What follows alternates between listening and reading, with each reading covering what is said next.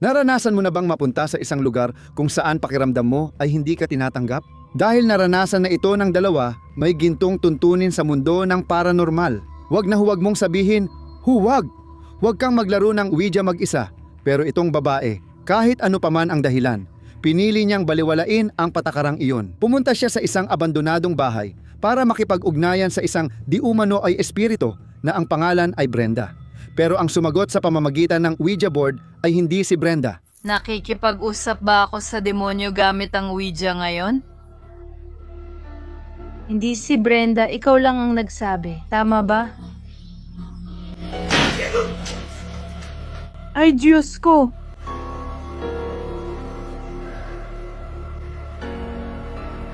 Tinatangkang kong huminga ng malalim. Sino ang kausap ko sa board na ito?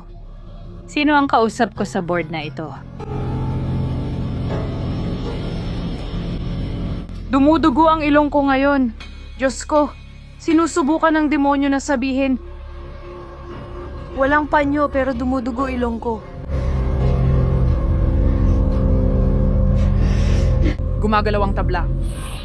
Ay Diyos ko, tama na, alis na ako, pasensya na mga bata. Makikita sa mukha niya ang totoong takot, tapos may malakas na ingay sa itaas. At sa mismong oras na yon, tingnan mo ang ilong niya. Dugo, malinaw na isa itong direktang pisikal na atake. Binabalaan siya ng entidad. Gusto niyang malaman kung sino kausap niya, tapos lumipad ang board. Hindi ito laro. Kapag bigla kang dumugo ng walang dahilan, oras na para tumakbo. Wala akong panyo pero nagdurugo ilong ko. Gumagalaw ang tabla. Ay Diyos ko, tama na, alis na ako, pasensya na mga bata. May mga trabaho na hindi lang oras ang hinihingi, kundi pati ang iyong kapayapaan ng isip. Si Nate ay naging tagapamahala ng sementeryo 4 na taon na ang nakalipas. Tahimik sa simula, pero biglang nabasag, may mga boses at anino sa gilid ng mata. Nagsimula sa libingan ang kakaibang pangyayari. Sinundan siya sa opisina at bahay. Sa opisina ng sementeryo, may kumakatok pero pagbukas, wala namang tao. Kaya nandito ako ngayon sa opisina ng pulisya na abala sa ilang dokumento. At may narinig ako sa pintuan. Gusto ko lang makita kung makakakuha pa ako ng isa. Yun lang.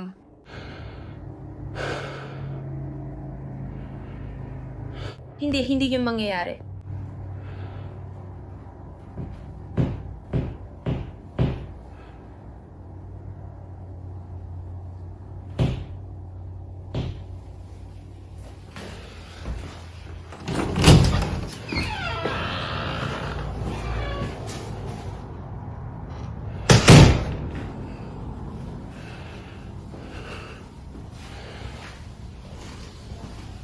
Nobody.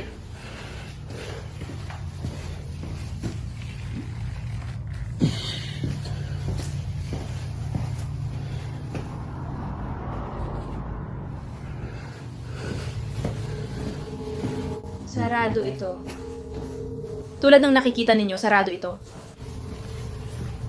Tulad ng nakikita ninyo, sarado ito.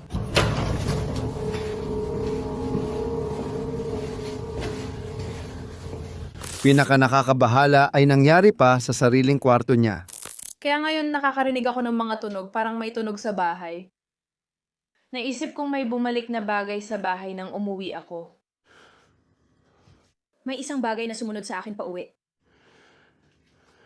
Akala ko may gumalaw sa kumot pero naalala kong nandito sa labas ang gamit ko. Yung mabigat na bag na yon, parang may tumatama dito. Pero hindi ako sigurado.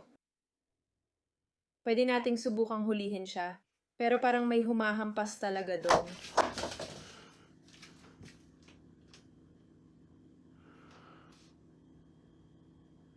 Oh, fuck that. Sige, kasi may nakita lang akong may pumunta dito. Sarado yon.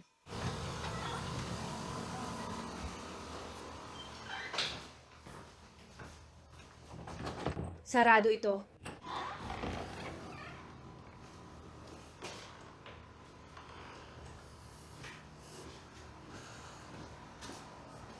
Hello?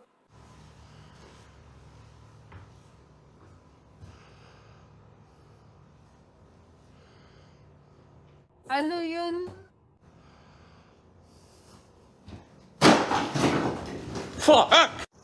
Kaya hindi ko ito maipaliwanag. Pero nilalagyan ko ng apoy ang makina at tinitingnan ko dito. Tinitingnan ko ang damo na parang may maraming tao. Ngayon, may malaki akong bahay mula ilang linggo na ang nakalipas. Gusto kong makita kung mahahanap ko ito. Parang may taong naglalakad o gumagalaw sa damuhan, pakiramdam ko may presensya dito.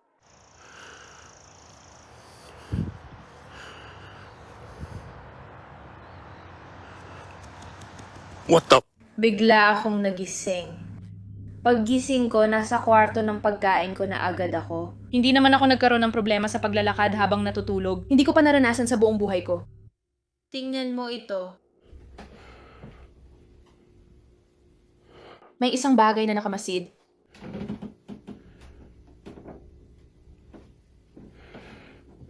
Nasa labas lang.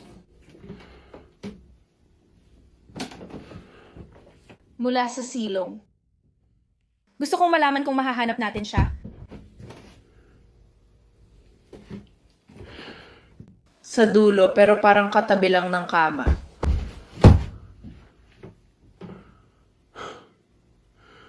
Ano ba yan?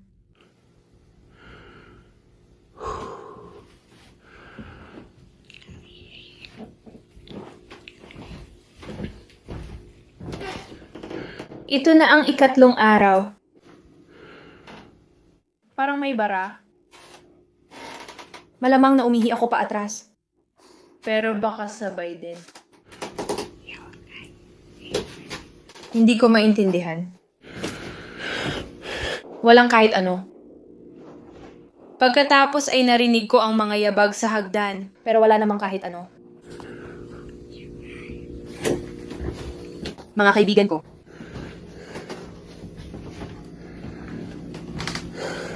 Baka kailangan subukan.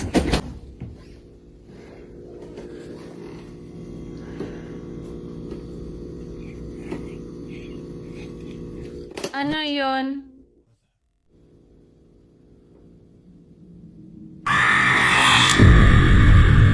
Pakinggan mo yan ng mabuti kasi yan ang dahilan kung bakit hindi ako nakatulog nung nire-record ko ang video na ito. Si Nate ay mahimbing na natutulog, na naginip siya ng isang madilim na anino, isang bagay na hindi niya masyadong makita ng malinaw at iyon ang gumising sa kanya. Pinipilit siya ng nilalang na bumangon, dinadala sa hapagkainan at inuutusang bumaba sa basement. Sa panaginip, may nagpagising kay Nate, ngunit pagdilat niya, wala siya sa kama niya. Nakatayo siya sa hapagkainan, kung saan siya iniwan ng nilalang sa panaginip. Paglalakad habang natutulog o baka naman sinapian. Pagkagising niya, hilo at takot na itala niya ito. May naririnig siyang yabag at mga bulong na nang-aasar sa kanya. May walis na malakas na bumagsak kahit walang humawak. Parang may kasamang bumalik mula sementeryo si Nate. Gusto pa niya akong pababain sa basement. Ano kaya meron doon sa ibaba? Walang mas dalisay kaysa sa bata at mas nakakatakot kapag ang inosente ay nakakonekta sa kabilang mundo. Si Gabi ay may account na nakalaan para sa kanyang anak na si Regina, isang batang milagro. Mula pagka-baby, kakaiba na si Regina. Gumagapang papuntang pasilyo at tititig sa wala.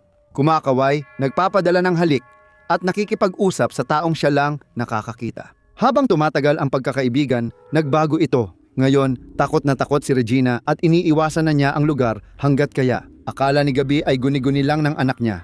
Pero isang gabi, na-video niya ang routine ng anak at libu-libong tao ang nakakita ng hindi nakita ng ina noon.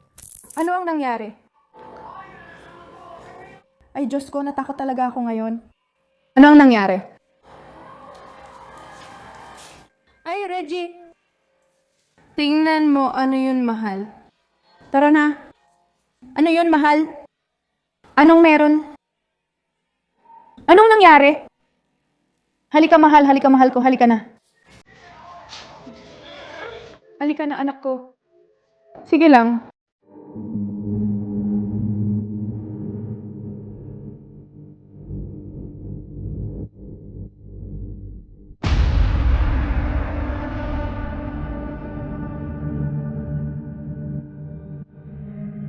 Tingnan mo ang aparador. Eksaktong itinuro ng bata roon.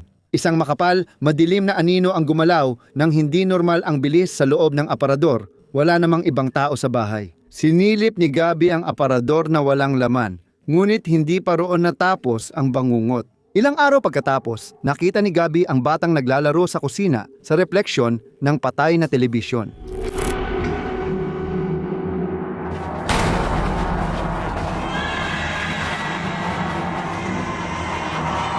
Tahimik na naglalakad ang isang anino ng tao sa tabi nila. Sabi ng marami, parang ilaw ang mga bata para sa ganitong nilalang. Para sa'yo, ang kasama ba ni Regina ay tagapangalaga o espiritual na parasite? Ikaw ang magdesisyon.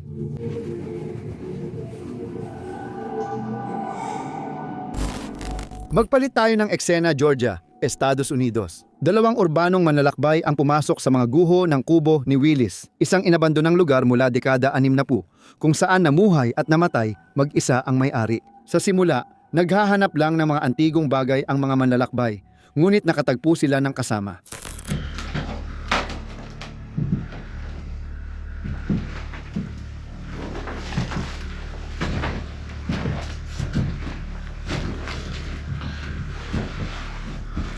May kutsarang pambata.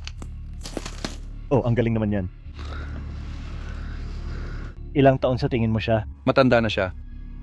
Hindi siya gawa sa pilak. Ito ay gawa sa tanso na may balot na pilak. Tingnan mo. Tingnan mo ang tuhod. Mukhang pinutol ito siguro gamit ang palakol. Hayaan mong hinaan ko ang ilaw. Hahawakan ko ito. It ay matandang puno. Siguradong sigurado yan. Matatagpuan sila sa ilalim ng bahay, partikular sa mga pundasyon. Tahimik ang lahat hanggang sa... Kaya yan ay isang bote ng Coca-Cola mula noong 1958, tama ba? Ano yon?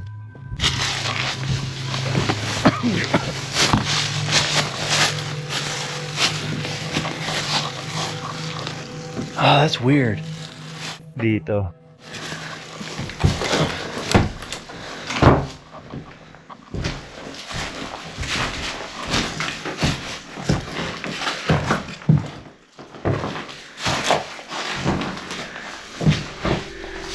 Ang weird naman yan.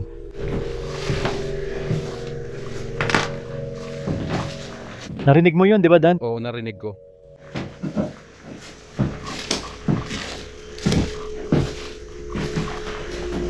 Ang weird nun.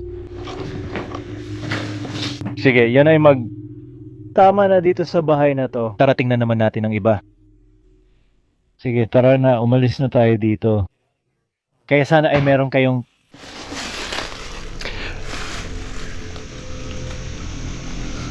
Sige, yun na ang lahat. Sige na. Pwede kayong magpaalam hanggat gusto ninyo. Tara na.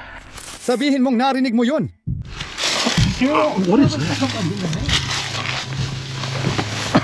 Mabibigat na yapak sa ibabaw ng kanilang ulo. Tandaan, sila lang mag-isa sa kilometro-kilometrong paligid, walang ibang tao. Tumakbo sila palabas matapos silipin ang kubo, pero ito ay lubos na walang laman. Hindi pa tapos ang nilalang. Habang isinasara nila ang video para umalis, narinig nila ito. Lumayas kayo rito. Kaya sana ay meron kayo... Parang mariing sinabi ni matandang Willie sa kanila, lumayas kayo sa aking lupa. Ang video na ito ay in-upload ng isang babae na ang pangalan ay Per. At kailangan kong aminin na talagang kinilabutan ako rito. Isang lalaki sa silong, naglalaba, nababato, nagre-record ng Snapchat para sa kaibigan at nagre-reklamo sa gawain niya. Isang pangkaraniwang sitwasyon, di ba? Pero tingnan mo ang pinto sa likuran niya. Huwag niyo munang pansinin itsura ko, maglalabas lang ako ng sama ng loob. Mula nang magsimula ang klase, pakiramdam ko hindi pa talaga ako nakahinga ng maluwag. Doktor ako simula alas 6:30. 930 clinical na practice sa Huwebes.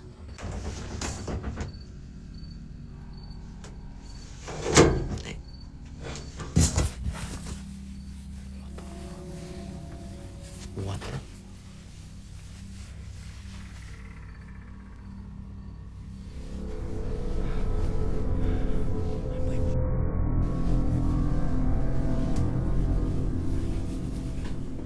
Uy, may ingay sa katabing kwarto. Iikot ang kamera, mahirap makita, kaya huwag kang pipikit. Makikita mo roon ang maliit na anino na kasing laki ng bata na mabilis nagtago sa likod ng gamit. At bago pa man may umuungol,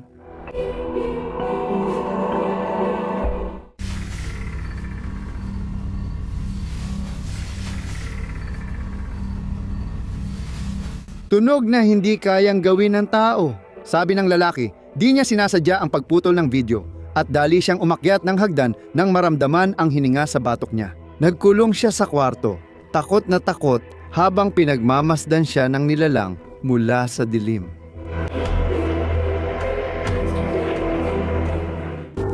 Sabi nila, lumalakas ang paranormal na aktibidad kapag aalis ka, parang ayaw kang palabasin ng bahay.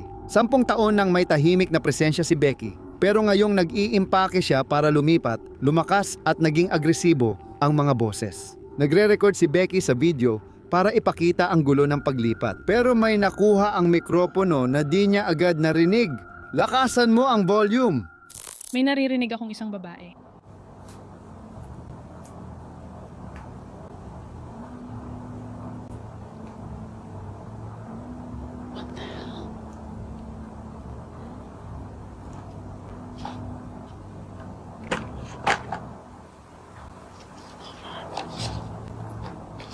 Saan galing yun? Tignan mo.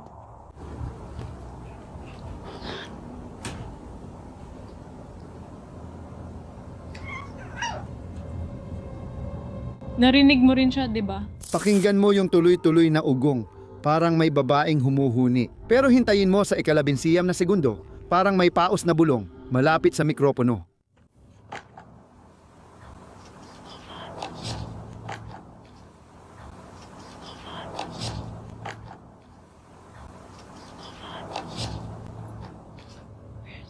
Ani Becky, matagal na siyang di nakarinig ng ganun kalinaw na boses. Baka may tao o nilalang na natrap sa bahay na yon at alam niyang mag-iisa na naman siya. Suriin mong mabuti ang mga naipon doon. Baka natrap ang nilalang sa isa sa mga iyon. Minsan, nakakaramdam tayo ng takot kahit sa karaniwang gawain. Nagre-record ang dalaga ng sarili sa salamin, mag-isa, pero may bagay sa bintana ng banyo na umaagaw ng atensyon.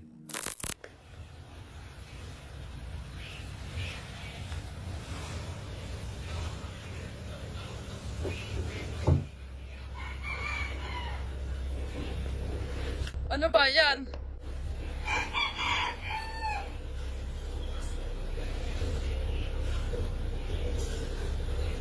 Ano? Ano? Tingnan mo yung bintana na parang timbangan sa likod, kusa itong bumubukas. At hindi ito galaw na gawa ng hangin, ito ay isang mechanical na galaw na sinadya pataas. Totoong-totoo ang reaksyon niya at hindi lang ito minsan nangyari, kundi maraming beses. Maaaring depekto ito sa mekanismo, pero ang paraan ng paghinto at pagpapatuloy ay parang may sariling katalinuhan. Sabihin mo, kinilabutan ka rin ba nang makita mong gumalaw iyon sa likod niya?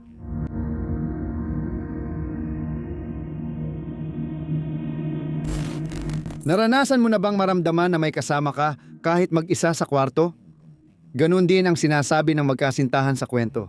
Sabi nila nararamdaman nila ang mga espiritu, pero iba na kapag nakita mong nabubuhay ang bahay mo.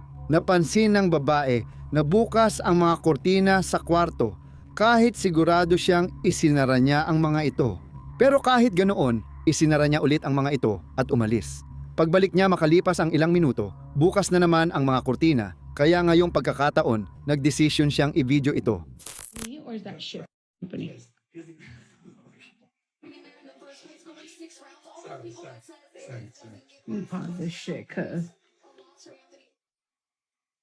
Ako ba yon?